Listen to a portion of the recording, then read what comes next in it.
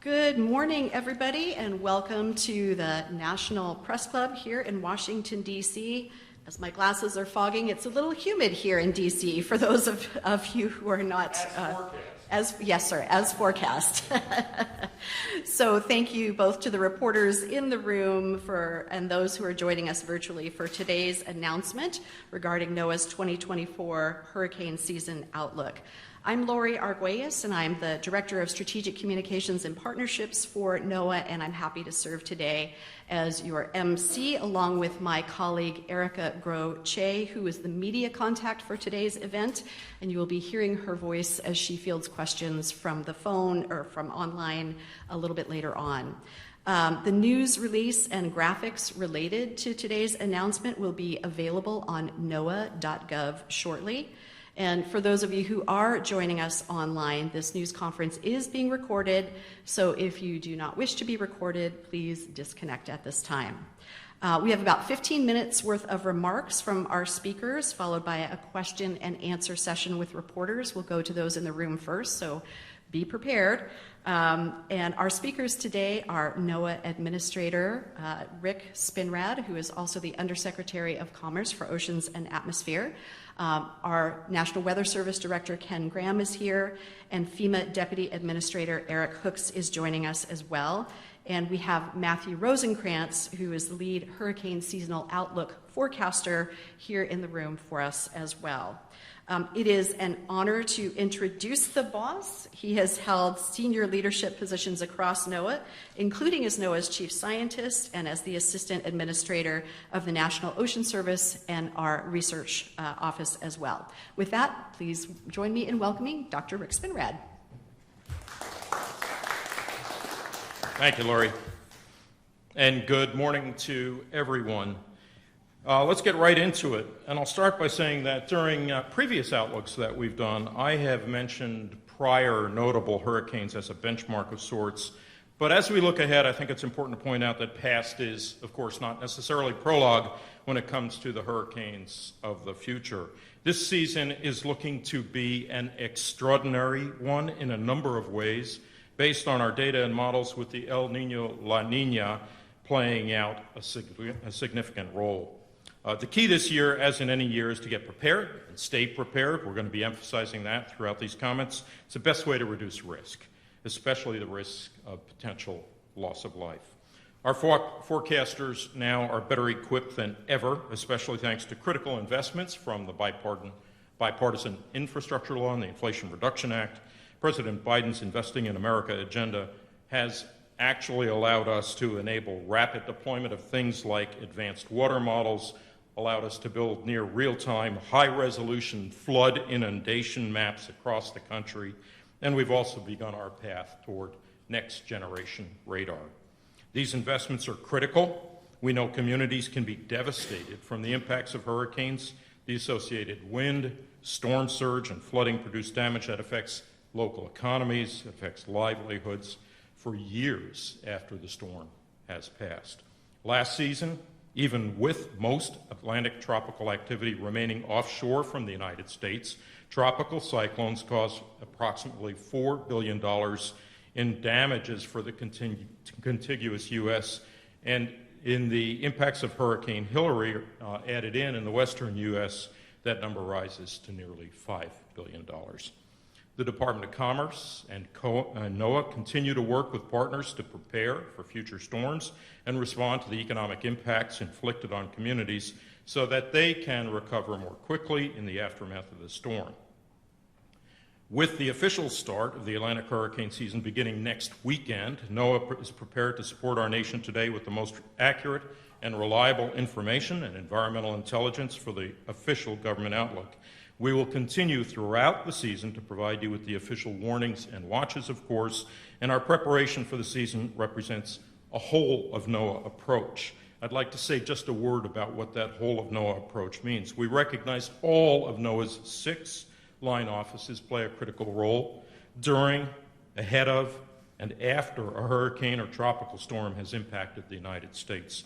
You'll hear shortly from Ken Graham, the head of the National Weather Service, on his office's preparation for the season ahead. I'd like to take just a moment to recognize NOAA's other investments and advancements related to hurricanes in all of our line offices. Our research line office, the Office of Oceanic and Atmospheric Research, is going to put into operation this season the 6th version of the Modular Ocean Model, or MOM6 as we call it. When we couple that with the Hurricane Analysis and Forecast System, or HAFS as we call it, which began running within the Unified Forecast System framework last year, MOM6 is going to improve representation of the key role that the ocean plays in driving hurricane intensity. Something I can tell you as a card-carrying oceanographer warms my heart. I would add that this is just one example of OAR's research and modeling efforts. However, to have good modeling, we've got to have reliable and accessible data. So NOAA's National Environmental Satellite Data and Information System, NESDIS, has end-to-end responsibility for developing much of the critical data that we need to produce the forecasts. Next month, the satellite GOES-U is scheduled to launch, which will provide atmospheric and oceanic data critical to our efforts to forecast tropical activity. NOAA's National Ocean Service supports and strengthens preparedness, response, and recovery efforts to improve community resiliency. NOS provides those critical coastal survey overflights which allow us to reopen harbors and ports and ultimately revive economies with great speed and efficiency. Our Office of Marine and Aviation Operations plays a critical role in obtaining data from storms while they are over the ocean. In particular, our Hurricane Hunter aircraft provide one of the only means for collecting data directly inside the storm. It's these data that provide the most improved outputs from our forecast models, and in fact, Hurricane Hunter aircraft data were critical to observing the rapid intensification that we saw of Hurricane Otis in the eastern Pacific last season, which, as you'll recall, made landfall as a devastating Cat 5 hurricane near Acapulco. OMAO, Marine and Aviation Operations, will continue to fly our P-3 Hurricane Hunter aircraft into storms for as long as we can, while also we are continuing efforts to secure critical funding that's necessary to replace our aging current fleet with updated planes. And NOAA's National Marine Fisheries Service is critical in the recovery efforts after storms passed, including things like assessment of reefs and the conduct of coral rescue and stabilization. These are key efforts to help marine environments and local economies recover. Let me just say a quick word about our partnerships, too. That was my run-through on the internal, the introspective aspect, but preparing for and responding to hurricanes requires that we at NOAA work closely with our partners in the federal government, the private sector, state governments, local jurisdictions, and of course, NGOs and academia. And I'm delighted today to be joined by the FEMA Deputy Administrator, Eric Hooks, who will have an opportunity to share with you some of the perspectives from FEMA in just a few moments. Our two agencies, NOAA and FEMA, work very well together. We've got NOAA liaisons at FEMA National Headquarters. FEMA has liaisons presently at several Weather Service centers, including the National Hurricane Center in Miami.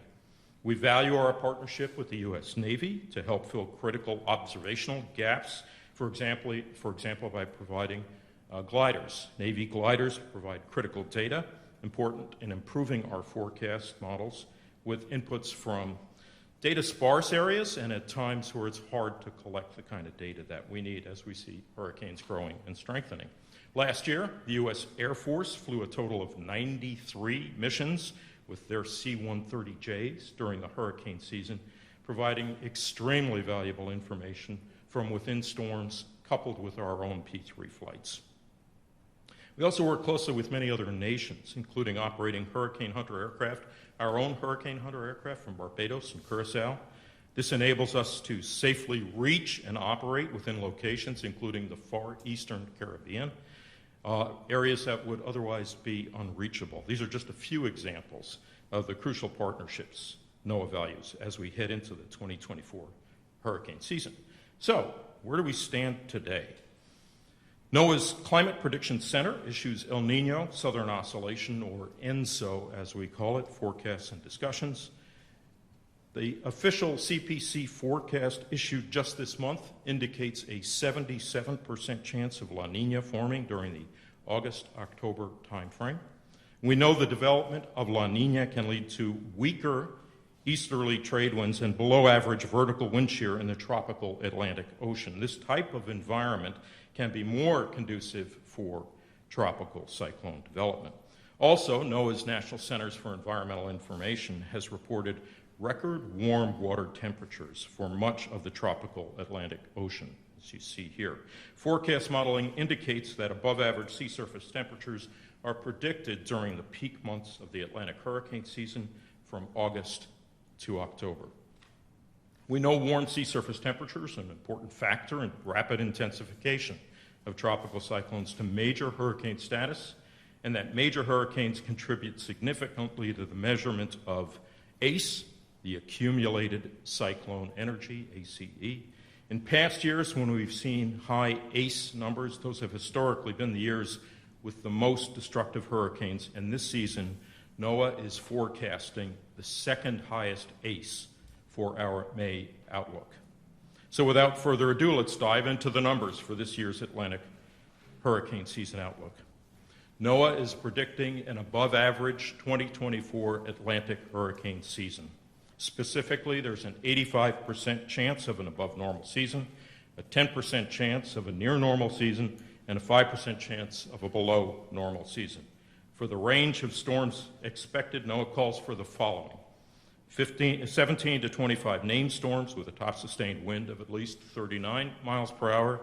Of these, 8 to 13 are forecast to become hurricanes with maximum sustained winds of at least 74 miles per hour. And 4 to 7 are forecast to become major hurricanes, that is Category 3 to 5, with maximum sustained winds of at least 111 miles per hour. Of note, the forecast for named storms, hurricanes, and major hurricanes is the highest NOAA has ever issued for the May outlook. In addition, ACE projections range from 150% to 245%, which, as I previously noticed, is the second highest ACE forecast to start a season, only behind 2010. With all of that said, I'd like to take a moment to remind you now is the time to prepare and stay prepared. Remember, it only takes one storm to devastate a community. And it's prudent to prepare now because once the storm is headed your way, it all happens so rapidly, you won't have the time to plan and prepare at that point. Before I close, I'd also like to give a special thanks to the very skilled and dedicated forecasters at the National Hurricane Center in Miami, who work around the clock to deliver timely and accurate forecasts each and every hurricane season, as well as the hurricane hunters who fly hundreds of hours each hurricane season to support critical hurricane forecasting and research. I've done 6 penetrations of a hurricane in a P3, and I can tell you my heart goes out to that team of brave aviators and the numerous members, of course, of the emergency management community who are so critical to protecting lives and property. The experts at the Climate Prediction Center who develop seasonal outlooks, including the hurricane season outlook, who use a number of tools to help decision makers, emergency managers, and the public when preparing for the season ahead. And finally, the dedicated forecasters throughout the National Weather Service who work around the clock, 24/7, 365, in every single U.S. community to provide weather forecasts and warnings upon which every person in the nation depends. The dedication of these public servants quite literally saves lives, safeguards our communities and businesses. We need this entire team of top skilled experts to produce the NOAA Seasonal Outlook, which is the official outlook for the federal government. And now it's my pleasure to introduce the head of the National Weather Service, the director, Ken Graham. Ken, the floor is yours.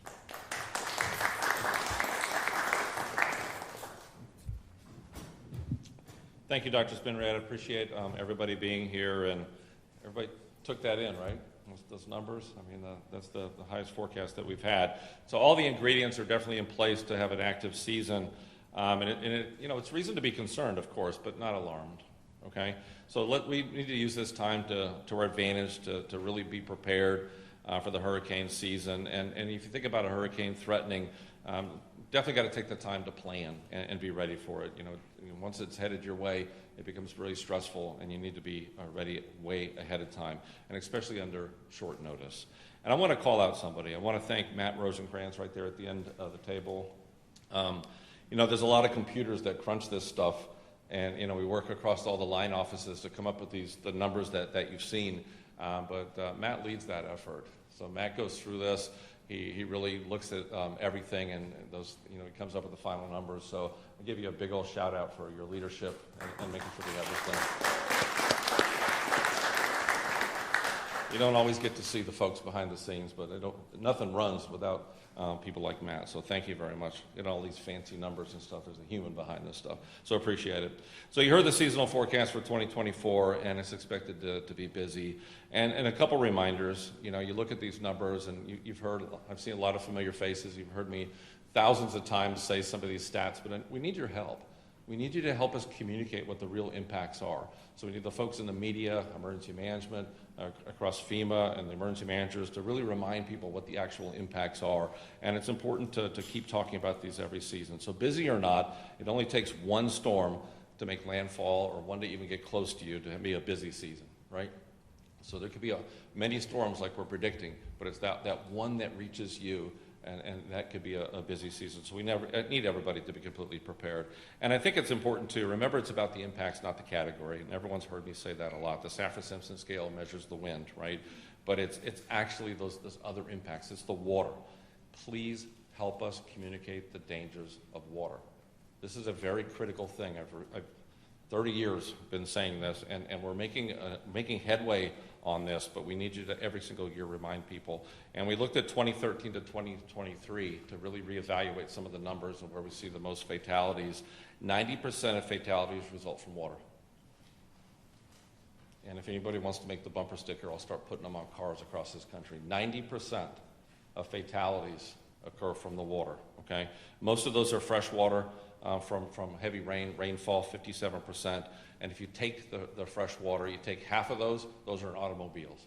It's preventable, okay? So turn around, don't drown. We need to keep spreading the word about those and how people lose their lives in these storms.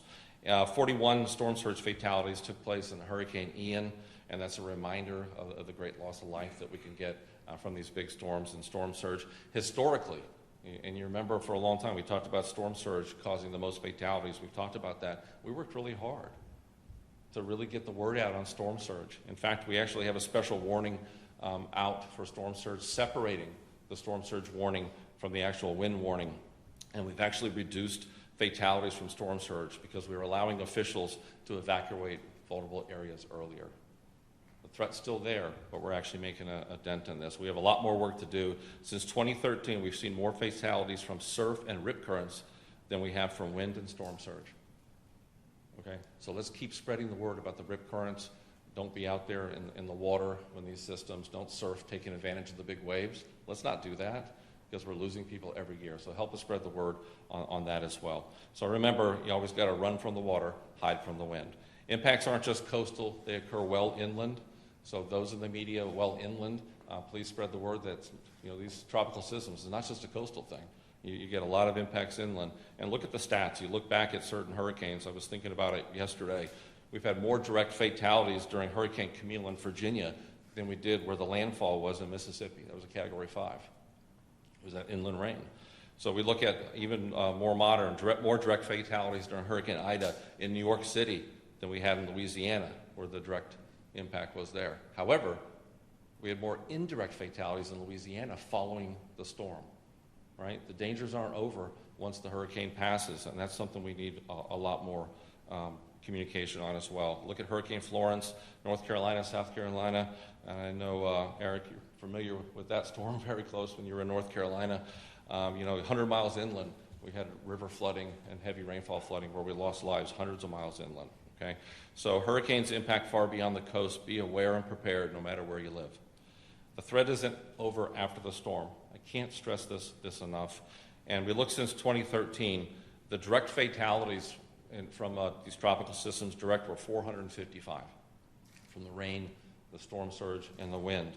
Indirect fatalities during this same period of time, 418. You see what I'm saying? So take that in when you think about the dangers aren't over when the storm passes. And a lot of those fatalities are just cleanup, right? It's going out too early. Please listen to those local officials. They know what they're talking about, right? Listen to those local officials. And a big one, you look at Hurricane Laura, you think about the category that we had there. We had an 18-foot storm surge in Louisiana. We lost more people from improper use of generators than we did storm surge. Please help us remind everybody to use generators correctly, outdoors, not indoors, away from open windows and that sort of thing, because we lose a lot of lives from these things. So that's a big one that we need to remember. Another one is, and I know people have heard me say this before, you know what, these storms, they don't really care about your timelines. You know, we have a lot of timelines in this country on how we evacuate and how we get ready, and you look at statistics, and you look at rapid intensification, you look at some of these storms, these tracks have been remarkably accurate, right? You look at our accuracy, it's been incredible. The intensity is catching up, and we've made some big strides in the last 4 or 5 years in intensity. In fact, you look at the last few years, Hurricane Center's made incredible accurate predictions from these rapid intensifying storms in advance. So not long ago, we didn't think that was possible, but we're doing it, right? It's the data going into it. It's the hurricane hunters, as Dr. Spinrad mentioned. It's remarkable how far we've come. Since the year 2000, we've cut the track error by 64%, and we've cut the intensity error in half. It's not bad, right? A lot of investments go into that to make that happen. But here's what I really want you to remember. And I just took Category 5s. I could look at 4s. I can look at all the strongest storms. Every Category 5 storm that made landfall in the United States in the last 100 years, ready, is a tropical storm or less 3 days prior. The big ones are fast, right? And you look at a season like this, where you could see some pretty strong storms with this forecast. In the last 100 years, every single one of these big storms, Cat 5s, were a tropical storm or less 3 days prior, and several didn't even exist 3 days prior. All right, that's why I'm saying they don't care about our timelines. Preparedness is absolutely everything. On those Category 5s, the average lead time is 50 hours. Preparedness, got to be ready for these storms. We got some new things I'm proud of. We got a new cone. What do you think of that? That's a hot topic. Everybody likes to ask, right? So everybody's like, what about the cone? There's always questions about cones. So I'm proud to say we're doing something about it. You can't just go wild with the cone, because everybody does recognize it. So we're trying to improve it based on feedback. Remember, the cone itself is a cone of error. It's where we think the center of the storm is going to be 2/3 of the time. What about the other 1/3? Outside the cone, right? So it's a statistical analysis of where we think where the storm's going to be. So what we're trying to do here, and here's an example of it on the screen. It's a new cone.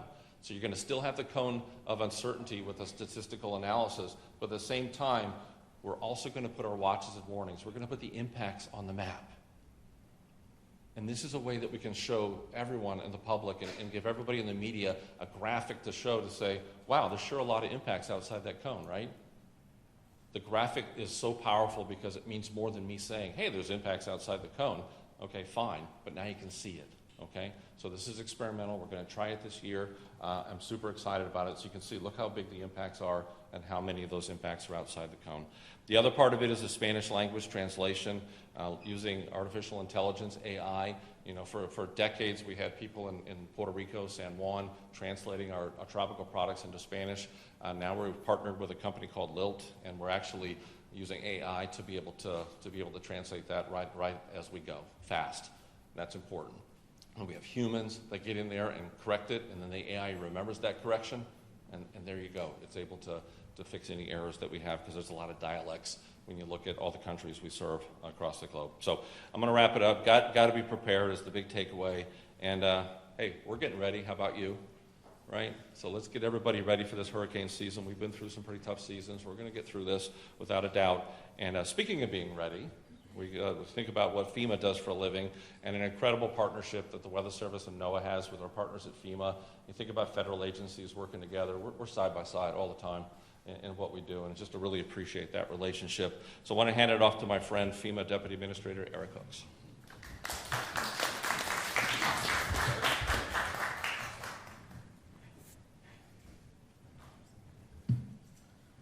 Thank you, Ken. Thank you for our long-standing friendship and partnership.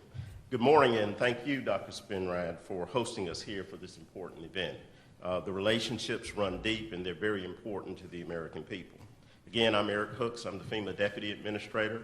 Administrator Criswell is on the ground in Iowa today, surveying the damage from the storms that took place a few nights ago.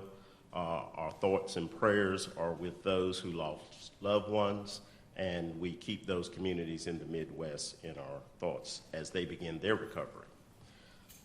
Concerning today's topics, as severe weather events, including hurricanes, continue to increase in frequency and duration, the collaboration between FEMA, NOAA, and the National Weather Service is more important than ever. I also want to acknowledge the journalists and the media who are gathered here today for this critical work as you continue to amplify the life-saving, life-sustaining messaging that's needed across this nation, especially when we head into this year's hurricane season.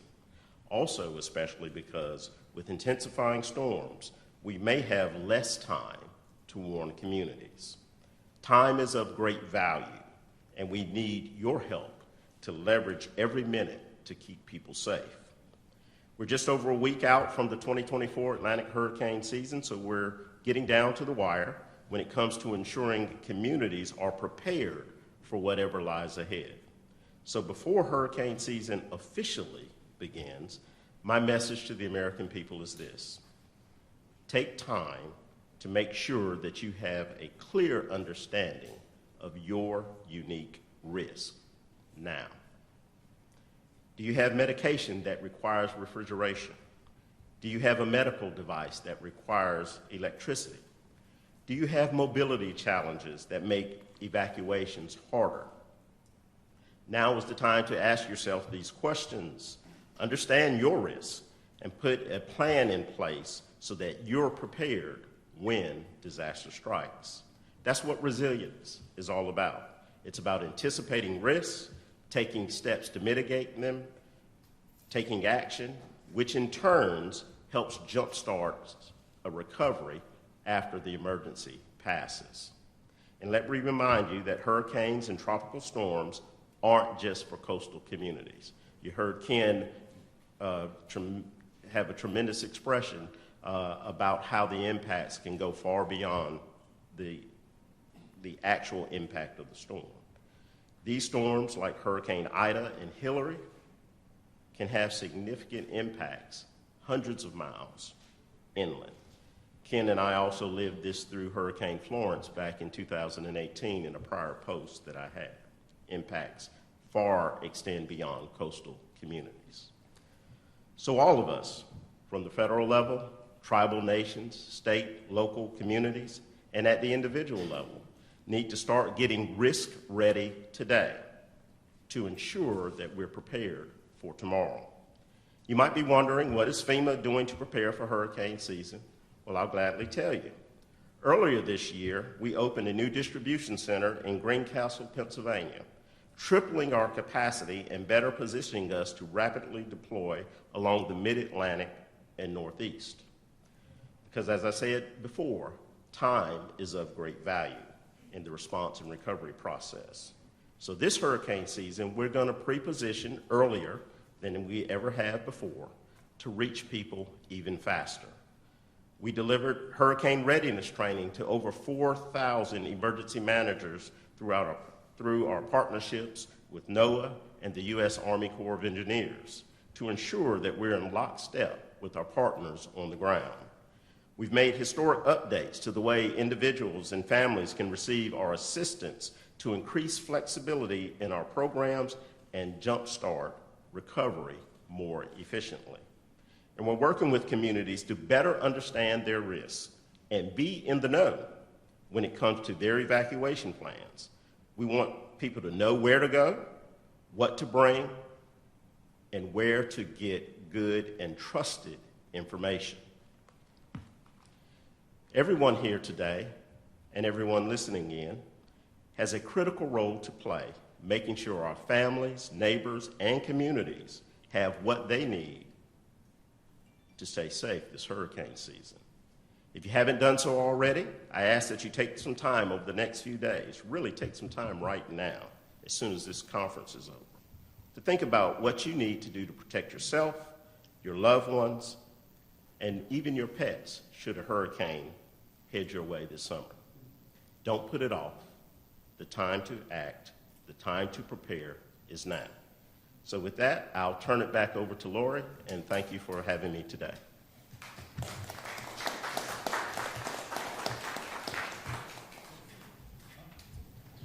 Thank you, Deputy Administrator Hooks. Before we move on to the Q&A portion, I want to again thank and acknowledge Matt Rosenkrantz, our lead hurricane seasonal outlook forecaster with NOAA's Climate Prediction Center, and note again that Matt is available to answer questions about the science behind the hurricane outlook. We'll begin with questions from reporters in the room.